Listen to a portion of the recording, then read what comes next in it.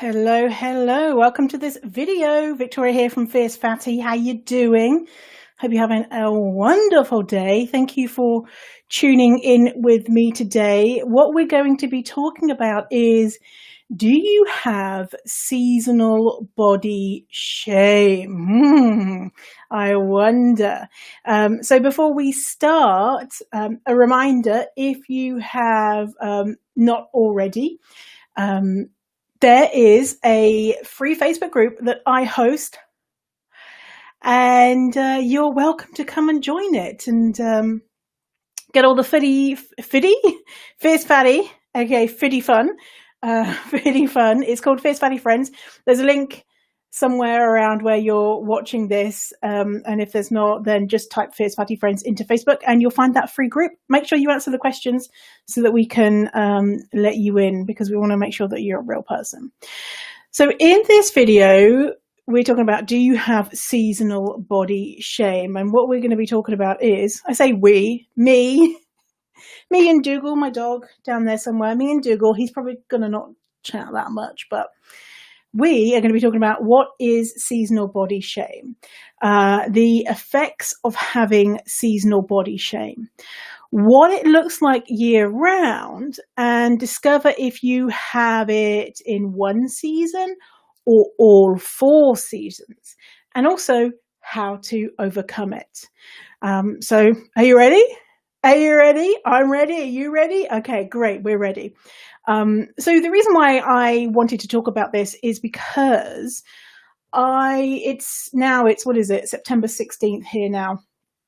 And in the Northern Hemisphere, I'll be talking about seasons for the Northern Hemisphere. It is it the end of summer? It's almost the end of summer. In like a week, it's the end of summer. And we're going into autumn or fall if you're not an autumn word user. And I was thinking, oh, isn't it so nice that so many fat people are moving out of this season, which is sometimes super traumatic for us, for fat people, because the season being summer, because a lot of the times summer, because of the heat, means that you are exposed to situations where you might have to show more of your body, and it might be socially expected of you to wear a swimsuit or to wear clothes that are cooler, and that feeling of, should I show my body and feel uncomfortable because I don't like my body, or should I stay with clothes on and sweat my tits off and be uncomfortable? And also people saying, are you not hot? And responding, I did this so many times, no, I'm not hot. Oh, while wiping sweat from my brow and my upper lip, being like, no, I'm not hot, I'm fine. In fact, I'm a bit cold. Do you have a hat I can wear? Because I didn't want people to know that I was wearing a hoodie, because I didn't like my body, right? So anyway, I thought, okay, it's cool that we're moving out of that season and a lot of fat people are going to feel a bit better. But then I thought, is it? Because as we move into the other seasons, there's loads of events that could mean that you feel bad about your body then as well. It's not just summer.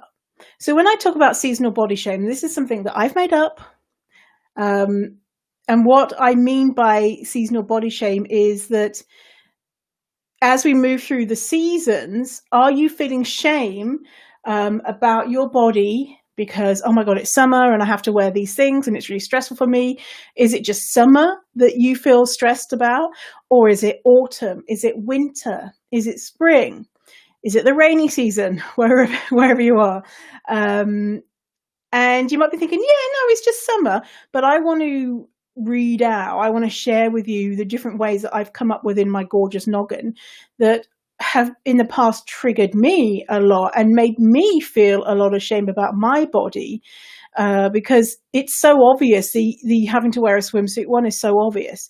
And FYI, there's something that I do a lot is wear a bikini, wear a swimsuit, go dancing around like a twat. And that for a lot of people, that is the epitome of confidence.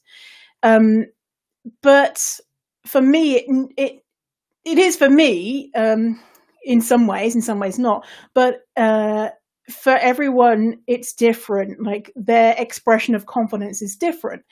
And so in the summer, if you're like, I don't want to wear a bikini, but actually, you know what, I feel fine about my body. I just don't want to express myself wearing a bikini. That's fine. Okay. So just an FYI, everyone is different. So if you're not doing these things just because you don't want to do them, then it's not that you're not confident. But if you're doing it because, you know, you really want to wear a bikini and it's your dream, but you don't want to do it because you have a fat body and you think it's bad, well, then that would be seasonal body shame. Right. So again, apologies, it's Northern Hemisphere I'm talking about. Most of my audience is in the Northern Hemisphere. I'm in the Northern Hemisphere. So yeah, that's what I'm talking about. But, you know, just switch it around in your brain if you're not in the Northern Hemisphere. But it's bizarre, right? When you see people in Australia at Christmas on the beach in Santa hats and you think, what? No, you're doing it wrong. And for people who live in the Southern Hemisphere, that is like the epitome of Christmas. Whereas, you know, a lot of the world think snow and cold and all that type of stuff. Isn't it funny? It's so funny. Anyway, okay, so in the Northern Hemisphere, summer is from June 1 to August the 31st. And so some things that could happen in this season that could trigger seasonal body shame are as follows. And in your head, think, yeah, that's me. Yeah, you know, or no, that ain't me. I don't know what you're talking about, Victoria. So first thing that came up for me is in the summer, we'll do things like have a family vacation. I say we, I mean you. I don't have family. I'm on my own. I'm single, God. So, or a single vacation. So a family vacation or a family holiday. And so some things that could pop up for you there are the one I just mentioned, not wanting to wear a swimsuit, not wanting to go into the pool or going into the pool at times where, you know, there's less people or at nighttime. Or wearing a cover up until the very last moments before you jump into the pool. And then as soon as you get out of the pool, like grab your towel so no one can see an inch of your body. So that, you know, is that something that resonates with you? Is that something that you do? What about wearing a swimsuit and then posing in a picture for it? Say posing in a picture with your kids, you're all swimming and someone says, get in a picture with them. Would you hesitate to do that? Would that be like, oh, no, or you'd have to put a cover up on, or you wouldn't even be in the picture because you don't want memories of what you looked like in that swimsuit if you're even wearing one? Maybe how you feel about your body influences where you go. Maybe somewhere closer to home, somewhere that is more familiar so you know what to expect. So you know, okay, there's not going to be loads of straight-sized people in, you know, thong bikinis, topless, you know, making out with each other or something. Because if you saw that, that would be really difficult, and that would trigger body shame for you. Now, what about if you went on a tropical holiday? You know, like a all-you-can-eat, you know, drinks included, activities included. Fun vacation, I don't know, maybe with your partner or something, or on your own. The last holiday that I went on was on my own. I went to Mexico on my own for about 10 days. That was pretty cool. And there was only a couple of times that I felt weird, but the rest of the time I was like, look at me being on holiday on my own. Anyway, so tropical holiday. Now, a big thing for people is going on holiday and then saying, well, because I'm on holiday, I'm allowed to eat food. And yes, absolutely, 1000% you're allowed to eat food. But what they normally do is not eat enough food beforehand. And so because they're giving themselves permission, they will eat food and drink, maybe drink alcohol or drink, you know, delicious cocktails or whatever. And then when they come home, they regret it. They shouldn't. And, they should be drinking and eating all the time, whatever your body wants and needs. But because they're in a restrictive cycle, even though they might not be dieting, because you don't have to be actively dieting to be still in that kind of diet culture swing of restricting, then binging. And that when I say binging, I mean like eating more than what you are used to, or maybe more than what your body is used to. And that's not necessarily a bad thing. But when people experience that, they experience maybe trauma around it. They get anxious about it. They feel bad because they've eaten more food than they normally would. And then they go back to that restrict. And you can't stay in restrict for long. You have to go back. It's like a swing, right? And the only way to get out of it is to stop restricting. Anyway, and so on this tropical vacation where it's all you can eat, you might be like, fuck it, because you're on holiday, right? It's normal behavior. But then when you get back, you feel bad, and maybe you've weighed yourself, and maybe you're like, oh my God, I've put on weight. And that is difficult for you. What about all of the amazing activities that they might provide? I don't know, going on one of those banana boats, or going scuba diving, or going on a hike up a mountain. Is that something that will trigger body shame? I know for me, I would be like, oh, if we're going on a boat, I'd be like, well, they're not going to have a life preserver, not life preserver, the thing that it's probably a life preserver, a thing, flotation device thing that you wear when you're just on a boat. I'd be like, well, they're not going to have one that fits me. And so I don't want to go and have the embarrassment of one that doesn't fit, or one that's so tight that it's like two tiny little things on my giant body. They kind of come down over your tits, and whereas everyone else, it looks quote unquote normal. Or scuba diving, being like, well, absolutely, they won't have anything that fits me. And so I don't want to go through that embarrassment of being like, oh, we have a size 0. Is that going to work for you? Or if it's something physical, like going on a hike, going on a walk, feeling like, well, I don't want to keep up the group. Everyone's going to be faster and better and stronger. And I'm going to be really embarrassed because I'm going to have to take breaks, or I'm not going to be the first in the pack. So do things like that come up for you now? Are you feeling shame around that now? And by the way, the difference now is that still, places won't necessarily have my size, or if they do, it will be insanely tight. Or if there is a physical activity, I might be slower. An example is going kayaking with my nieces who are teenagers, and they're like, oh, we've got loads of swimsuits, and they gave me like the biggest, let's say maybe they gave me, the guy, just the boy, the teenager was like, yeah, this one will fit you. And there was no changing rooms, and I put it on fucking backwards. And it was, to get it on, it was just like, oh my God, this is like a fucking workout just trying to get this thing on. And so I got it on, and then the guy's like, oh, that's back to front. And I'm like, oh, for fuck's sake. And then I had to get someone to pull it off me, because it was so hard. And then I got it back on. Anyway, and then we got it back. But it was really tight. It was really tight. And then when we went kayaking, the instructor had given me a version of the kayak, which is slightly more difficult to steer, because apparently they have like a little thing on the back which makes it go in a straight line or not.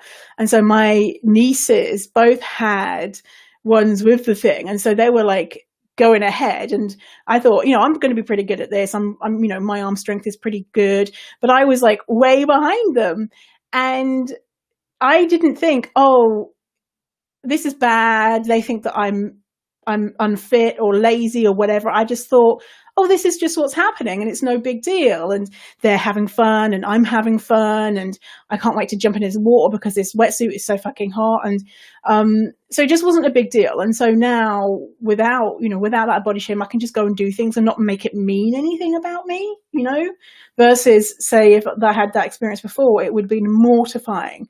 Having to like take this swimsuit off. And by the way, I wasn't in a changing room because I was like, fuck it, I don't care. And then this whole like busload of school kids had turned up. And so there's me like in a fat person in my bikini with someone pulling off this skin tight wetsuit. So that would have been like a horror memory of like, oh my God, I remember that time where like 30 school kids were like staring at me. And, but now it's just not a big deal.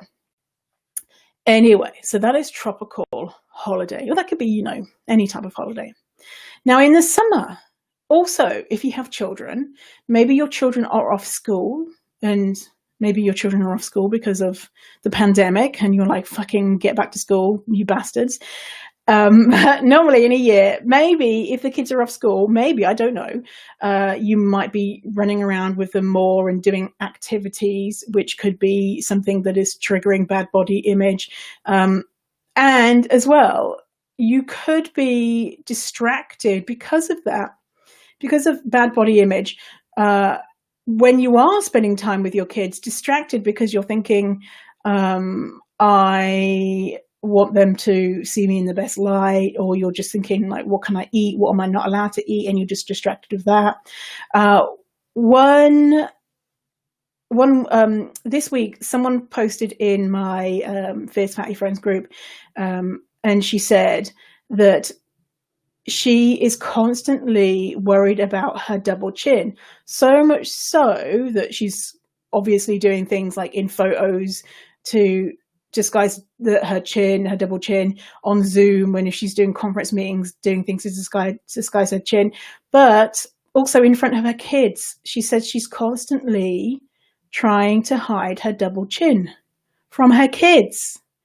Now, if you're anything like what I was like as a kid, or if you have kids or are anything like average kids, or if I think about my nibbling, Finley, he's 3 years old, he is like fucking up in my face 24/7, like inspecting my teeth, looking inside my nostrils, like putting his fingers in my ear holes. Like he is all over me, and there's no, he is not, he knows what I look like, right? He knows what I look like. It's so funny. And I always show him pictures of different fat people because he wants to look at pictures of me on the internet.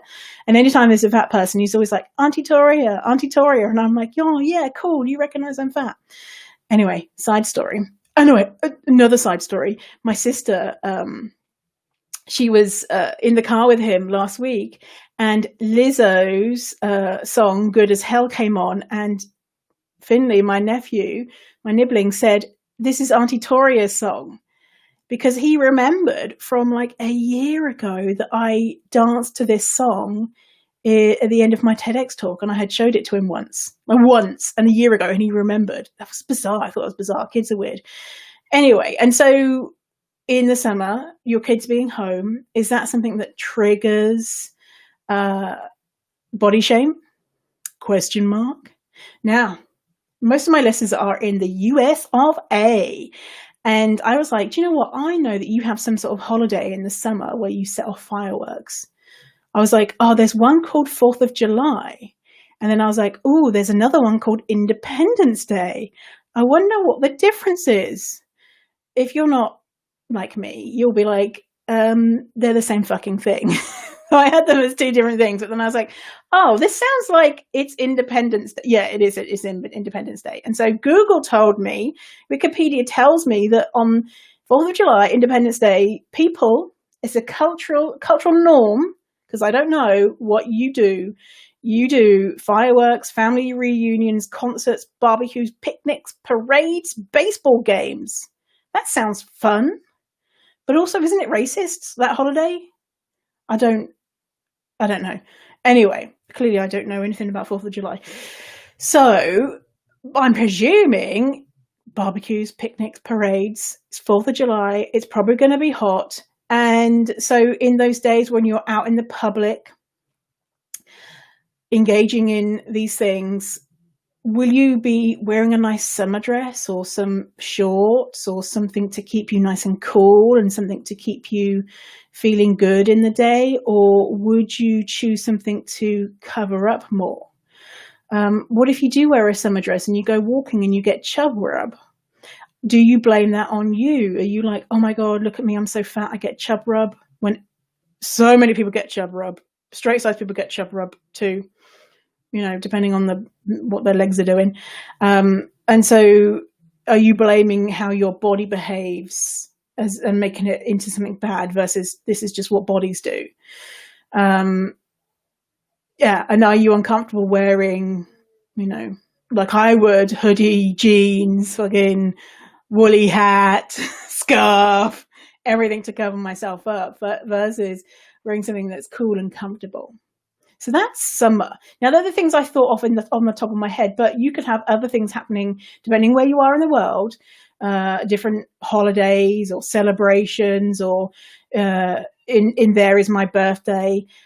Different things that could be happening for you that is a trigger for seasonal body shame. So let's move into autumn or fall. So autumn is from September 1st. I thought it was later. Anyway, whatever. September 1st to November 30th.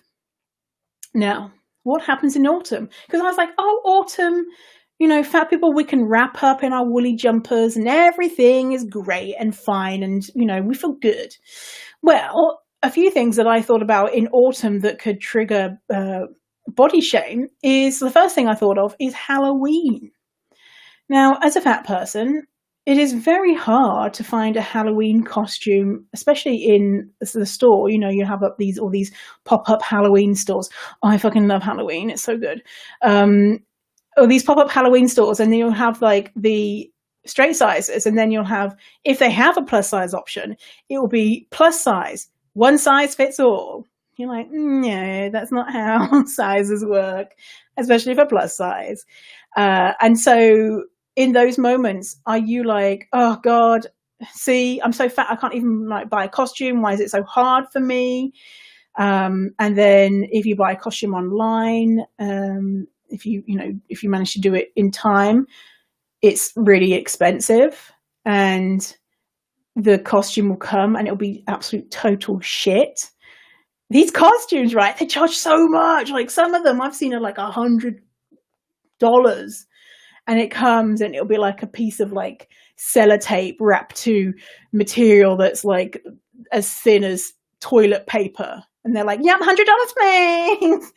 And and so then when you put it on your body, it probably looks like shit, unless it's, a good one that you've managed to find. And so then in that moment, are you blaming yourself because this costume looks like shit? Or are you like, fucking hell, this costume is shit and it's not worth this, or it's too small and it's too small, they have misrepresented the size, or is it too small and you're blaming your body again? And as well, like as a fat person, I think a lot of fat people have to be a bit crafty, especially like with Halloween, because I actually, I did. I bought a costume Dorothy from Wizard of Oz costume, and I got like the platform glittery shoes and everything. It was fucking amazing. But that's, I think, the only costume that I bought. And I remember it was so expensive. And I was new to Canada, and I was like, oh, this is how much shit costs in Canada, like $5 billion for a Dorothy costume and shoes. Anyway, no, it shouldn't cost that much. But since then, I have made all of my costumes, because Halloween's a bigger thing in North America than it is in the UK. So just an FYI, my costumes, in case you're curious, I've been Madonna, and the Madonna when she had the pointy tits. And so I went to like a thrift store and got all the different materials and stuff, and I got like padding to put in the tits. And the tits, I made them like a meter long, and then they were on top of my tits, which are already big, and so they were these giant pointy tits. It looked so good. It was so funny. I dressed as Dog the Bounty Hunter's wife. I think her name was Beth. And I got balloons, put them under my tits because she's got big tits. And so again, my tits were huge. I think I just like costumes that make my tits super huge. I think that's what it is. One time I was Edward Scissorhands. And again, I made the costume. I was an Oompa Loompa. I made the costume again.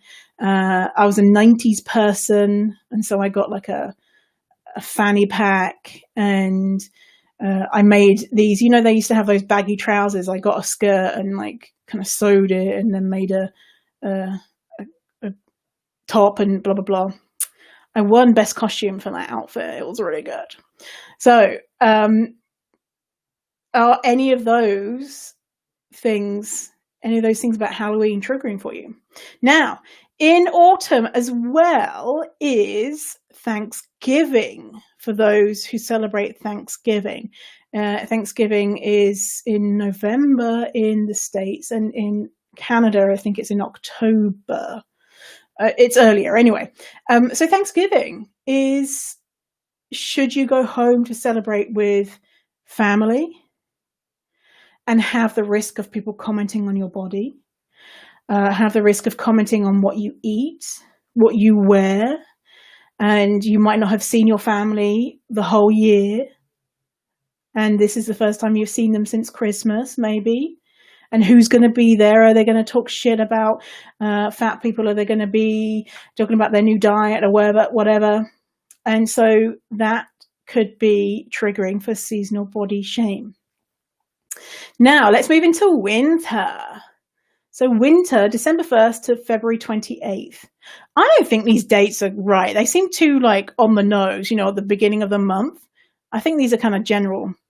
So don't set your calendars by these dates. I just Googled it and this is what came up. And now I'm looking at it. I'm like, I don't think these dates are right.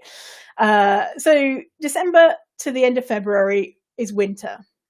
So the big one is Christmas and spending that extended time with your family. And Christmas is more likely when the long lost family members come. So Aunt Mildred comes and is like, oh, haven't you got fat? And saying shit like that. That's a good way to help people feel ashamed about their body. And gift giving, and maybe people buying you clothes in the wrong size, or people looking at what you're eating, or buying you gifts of chocolate but then being like, oh, she loves chocolate, she's so fat, or things like that. All sorts of fuckery goes on around Christmas. All sorts of things that will trigger bad body image. And it's not your fault, by the way. It's not your fault that this shit happens. Now, for me, just like on the flip side, so what the difference is for when you don't have body shame, is that if I see a long lost relative, I'm just like literally today, a cousin of mine. So remember, I have can't remember, a billion cousins, 45, 55, can't remember how many. Let's say 45.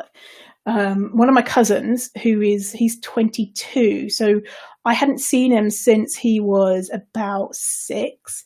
So this cousin came over because I'm in Ireland, and so this is kind of like the hub for all the family comes. And this cousin came over, and before I would always just be like, feel embarrassed and think, oh, they're judging me because I'm fat.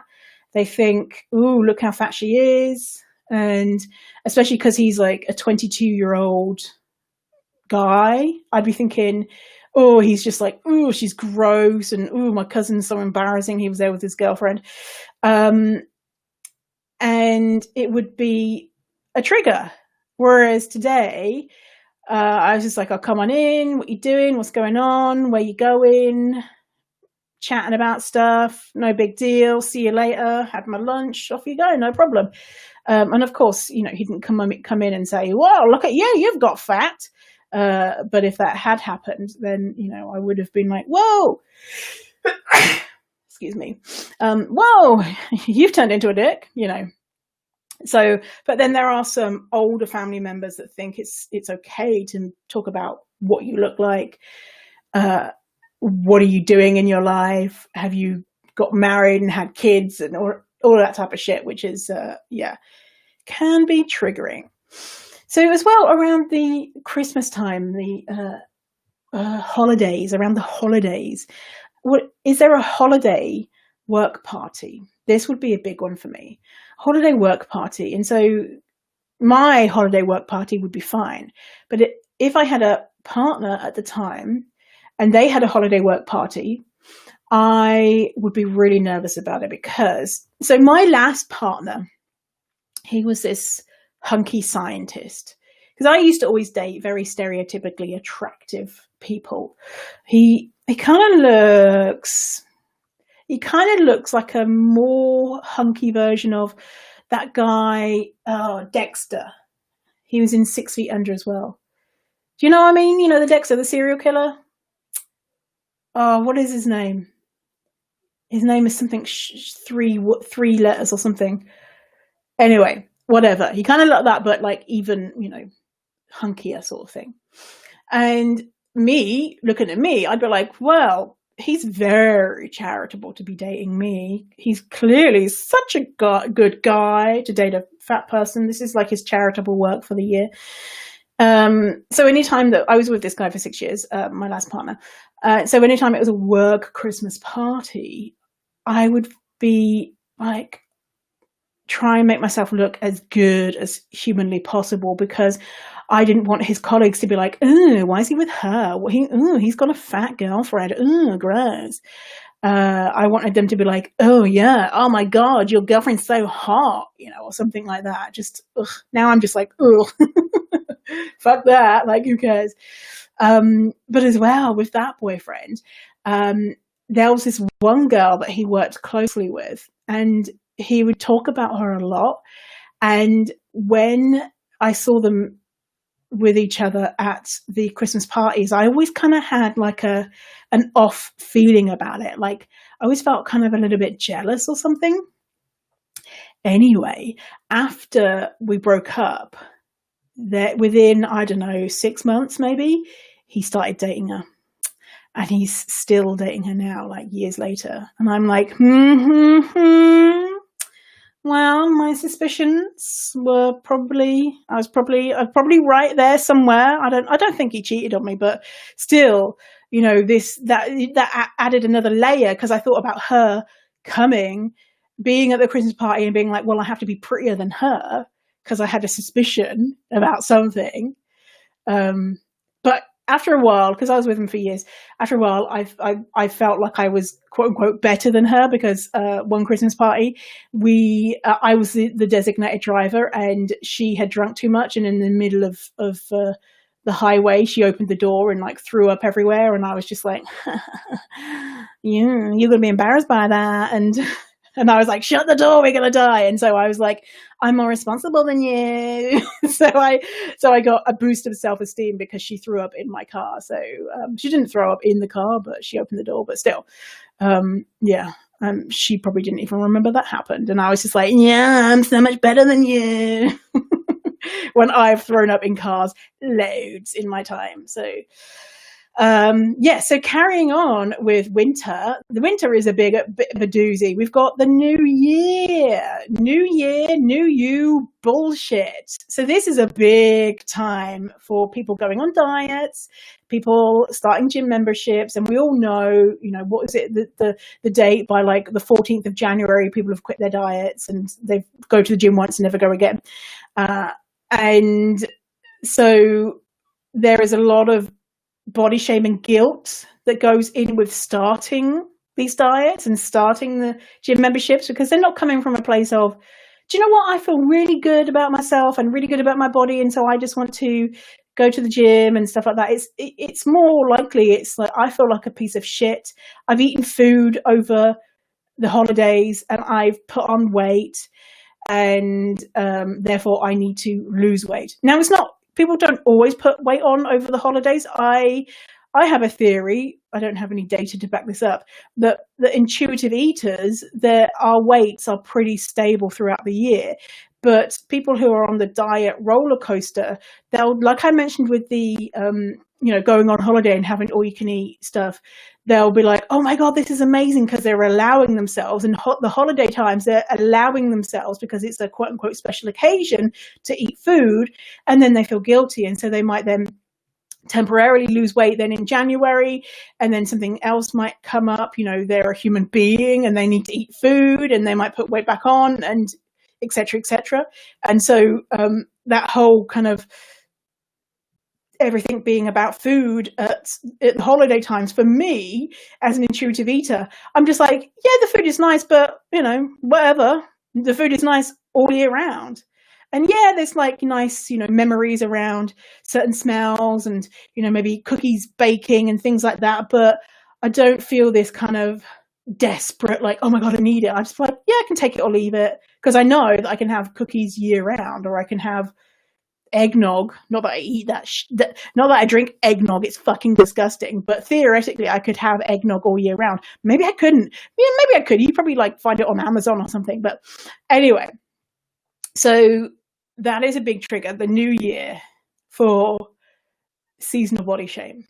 Now, winter ending in the end of February, something that happens in February is Valentine's Day. So Valentine's Day is a big one.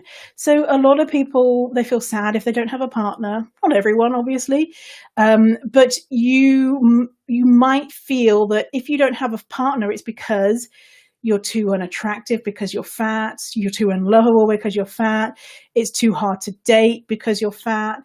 I mean, it's hard to date. Like, it is hard to date. I'm currently trying to date, and I'm just like, most of the time, I'm just like, oh, fuck it.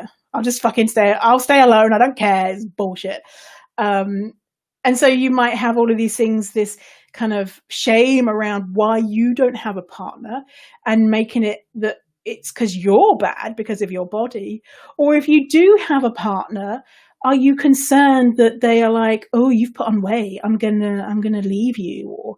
Or thinking like I thought about my partner, they're so charitable to be with me, and so you make an extra special effort on Valentine's Day because they're so kind to be with someone like you. Bullshit. So yeah, Valentine's Day can be a difficult one as well. Now, our final season is spring. Spring is March 1st to May 31st. So something that happens in spring is, in the USA, 9th of May is Mother's Day. Father's Day is 20th of June. We also have things like Trans Parents Day and Non-Binary Parents Day, and depending on the country, they're all kind of spread out through the year. But US Mother's Day is in May. And so a parent or a primary caregiver's a day to celebrate them can be tricky for a lot of people, because your parent or caregiver might have been a massive knob. They might have been good or great. That's wonderful. Good. That's great. But so my dad, so when it came to Father's Day for my dad, when I was a lot younger, when he was like, he was dealing with cirrhosis of the liver and undergoing a transplant, and he was addicted to my mum and all that type of stuff. And I remember he loved getting hand-drawn cards, and I loved art, and so I'd always draw him cards. And I remember on Father's Day, I made him a card, and I put like hardly any effort in it, and I just like drew it with a biro or something. And then I wrote "From Victoria," and he spotted that, and he's like, "You have to write love on there, love from." And I remember then I put the love in afterwards. And he always kept all of our cards. And I remember seeing that card, and seeing the added love, because the from was capitalized, and then it said like love, capital, from, capital, Victoria. And because I didn't want to give him a card, because I was angry at him for being an alcoholic. I was angry at him for being addicted to my mum, and he was very domineering and controlling and all that type of stuff. And so I didn't want to, but I had to, because, if I didn't, then I would be in trouble if I didn't make him a card.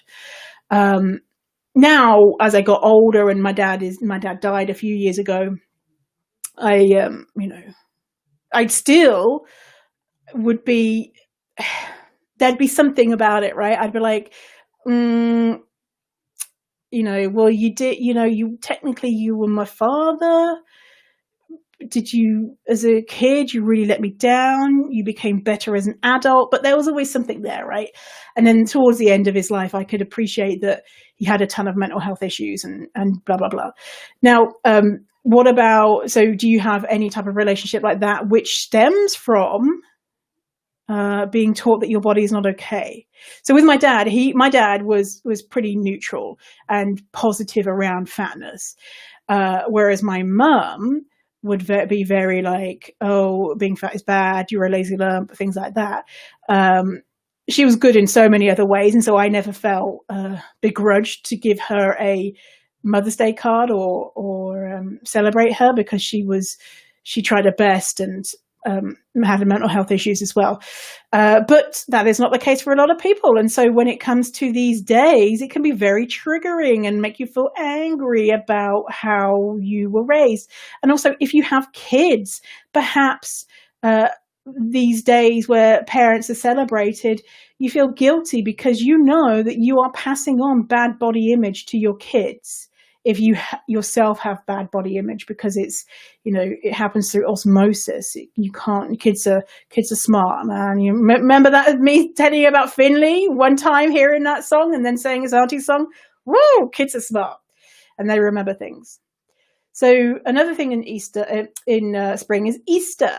Now, Easter can be, again, another one that kind of triggers memories of what you were allowed as a kid and what you had access to as a kid. And did you have chocolate, or were your siblings allowed chocolate and you weren't allowed chocolate because you were the fat kid?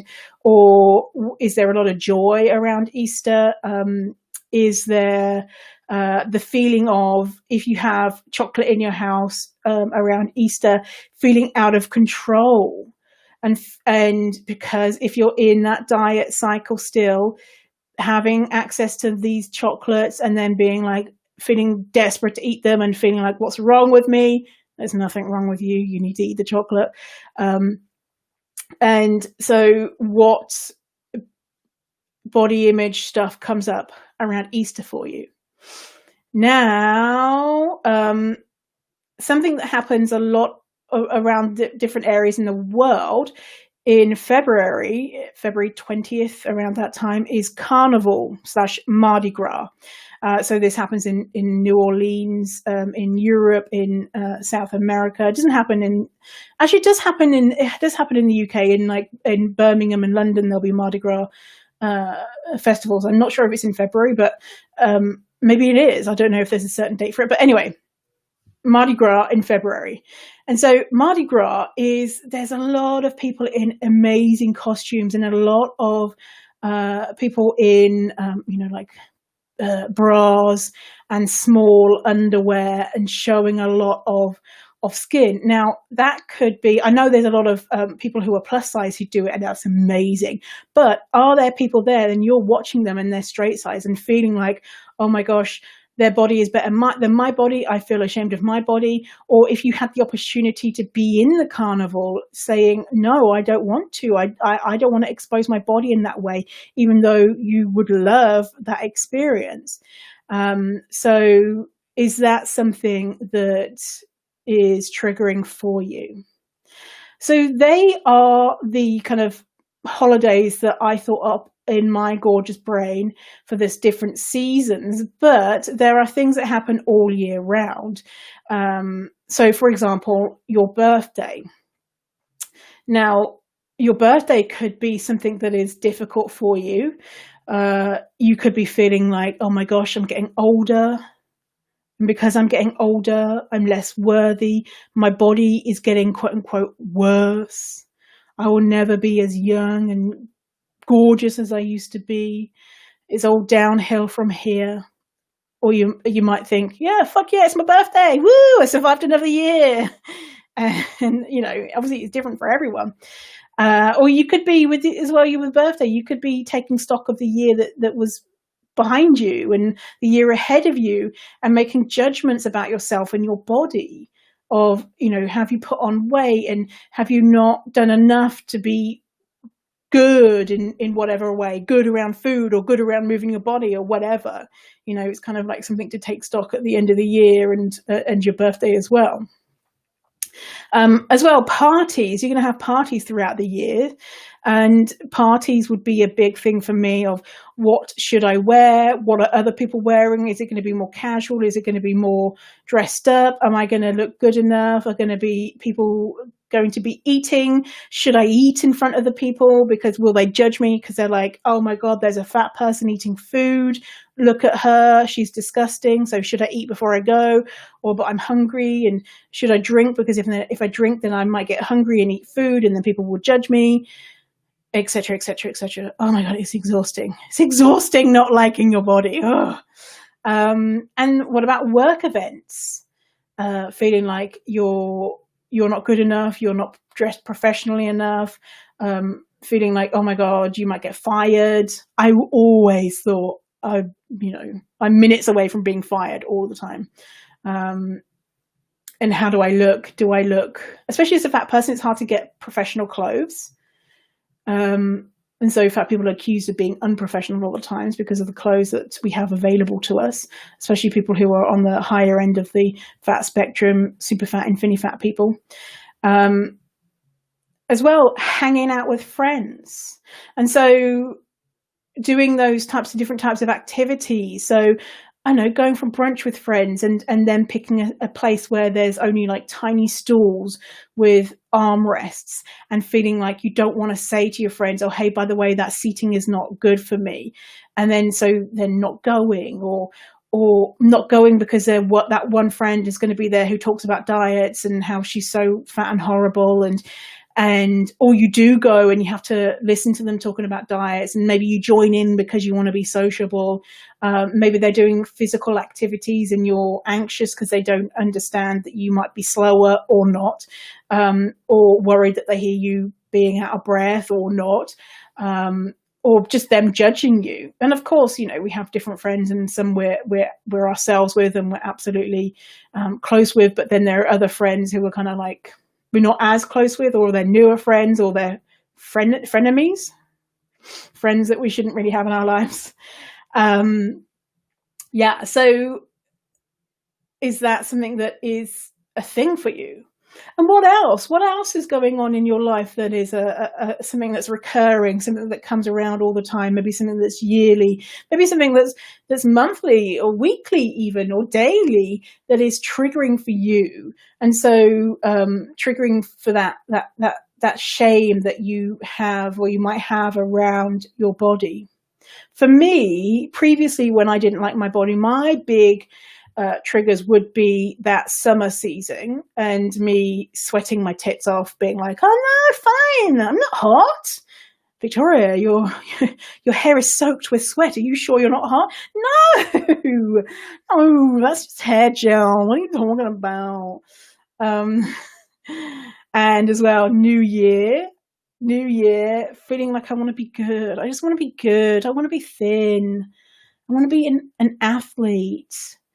And so I'm going to start doing all these things, and they're not sustainable because weight loss is attached to them. And then, I would stop doing them because it wasn't sustainable. And then I would feel like a big piece of shit. And family gatherings where I hadn't seen people in a while. And because living in Canada would mean that most people I wouldn't see in a while, and especially like older relatives who wouldn't follow me on social media. How dare they not follow me on social media? And so they hadn't seen what I look like in a few years, and just being like, oh. And it's a phrase around my family. I don't know if it's an Irish phrase, but it's around my family. People, they see you and they say, you're looking well. And I would always, every time I'd hear that, you're looking well, it wasn't something, they weren't saying you look like a fat loser. They were saying you're looking well, but I would just hear, I have assessed your body in the millisecond it took before me saying that. I've assessed you and I've made a judgment, and I'm saying you look well. And you look well feels like, oh, you're here, versus if they really thought that I looked good, they'd be like, you look good. Either way, wouldn't want that judgment on my body, and so it'd be stressful for me. Yeah. So the reason why I wanted to talk about this subject is to show how body shame is not limited to one time of the year, summertime. It's not a once in a year event for most people. It's not, just at the holiday times and then also in the summer. It is year round. It is month after month, week after week, day after day. And this is not even talking about the kind of low hum of discontent, that disliking your body, that low hum every day. Disliking your body feels like constant, just a pressure on your brain of, catching yourself in the mirror and feeling like, I don't look good. I should be thinner. I should stop eating. So my question is, how many times do we have to travel around the sun before really focusing on this stuff? Or saying to ourselves, there's more important stuff to focus on. This stuff, if we don't work on it, we'll be with us forever. And we've seen it. So many people who have shame around their body, it's a intergenerational thing. Their caretaker, their parent, their mum, their grandparents, their aunts, whoever, have passed it down to them. And so this stuff is not like this is just going to be last with one person. If one person hates themselves, that's it. That's the only one who's affected. It affects everyone around. And so if you think, okay, well, maybe if I live to 80 or 90, so 90 years, this will go on. But if you have children or if you know other people, then their lifetime could potentially be affected, and the people around them. Like, how many hundreds and thousands of lives and years do we have to waste good enough because of, not having a partner on Valentine's Day, or going to your work Christmas party and feeling like your partner is too attractive for you, or whatever it is, any of the things I mentioned. This needs to end here. This needs to end. You deserve to have a whole year, every single season, with fun and joy, and not constantly thinking that you're not okay. And even if it's not constant for you, even if it's just something that comes up once a day or once a week, that's still too much. You don't have to feel like that. Things can be different. There is another way to feel about yourself. So you just don't have to think about it that much. And yes, there'll be times where something will happen and you'll be like, don't feel so good today. But let that be something that is so infrequent. Let that be something that happens once every 6 months versus once every 6 days or every 6 minutes or whatever. You deserve to have that freedom away from shame. It's not your shame to feel anyway. You've not done anything wrong. You're just trying to live life in your body. Your body is not wrong. It's this society that teaches you that you should be ashamed. And, these events that happen that trigger that shame. And it's not yours. It's not yours to hold. That shame is not yours to hold. So let it free. Kick it into the bin. Yeet it into the sun, as the kids say. I'm in touch with the kids, yeah. Okay, so if you want some more of this juicy, fat goodness, then go to my Facebook group, Fierce Fatty Friends, and answer the questions to get in, because if you don't answer the questions, we won't let you in. We have to make sure that you're not a troll or, a robot or whatever. And hey, I've got I'm on TikTok. I'm on TikTok now, so follow me on TikTok or not. Do what you want. I'm not the boss of you. Thanks for hanging out with me today. It's been a slice, and I'll see you next time. Goodbye, Fatty. See you later.